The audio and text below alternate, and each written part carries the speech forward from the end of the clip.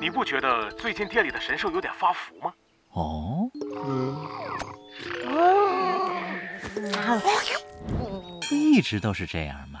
长此以往不利于神兽健康啊！速去办一场运动会。不办行不行？各位亲友，路人店将举办一场盛大的运动会，冠军可以获得神秘奖品，很贵的那种哦。很贵，我要吃，我要吃。第一项跑步。你这红毛球子又没有腿，凑什么热闹啊？让你见识一下本大爷的厉害。100米冲刺。我问。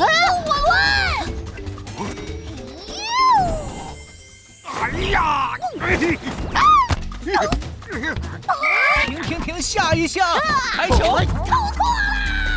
足球。我胜了。篮球。又完美。弄错球了，下一项射击。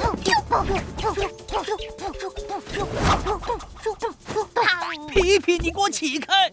接下来是跳远。土拨鼠加油！皮皮哥，禁止道具。真是没有一个能顺利进行的。最后一个决胜项目，大家2两一队，骑着自己的队友抢其他组的帽子，抢的最多的队伍就能获得终极大奖。怎么是我被欺呀？各就各位，预备。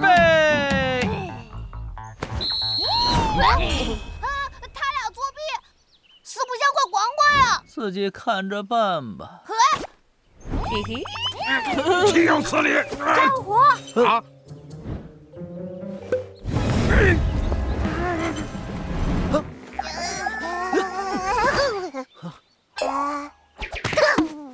我是朱千国会长老板，你行不行啊？这个好对付，先解决他。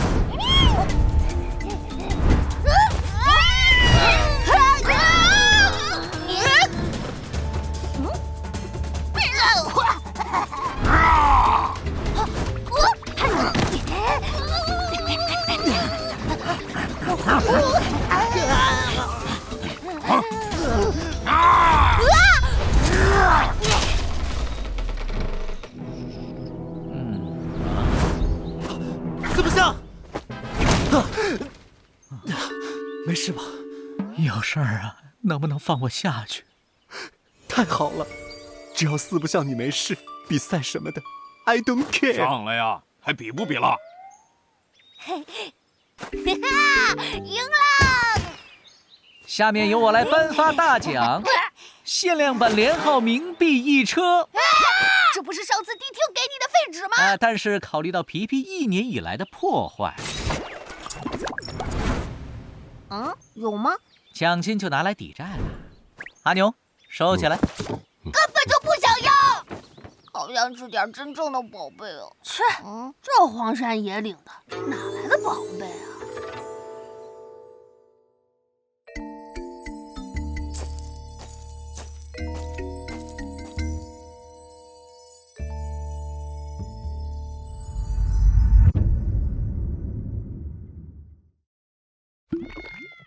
有兽小剧场。在本集中，四不像举办的是什么活动呢 ？A. 运动会 B. 吃大席 C. 撸皮大会。回答错误，你不是充电的吗？怎么也天天想着吃啊？回答正确。这么简单的问题，居然还要求助场外嘉宾呢？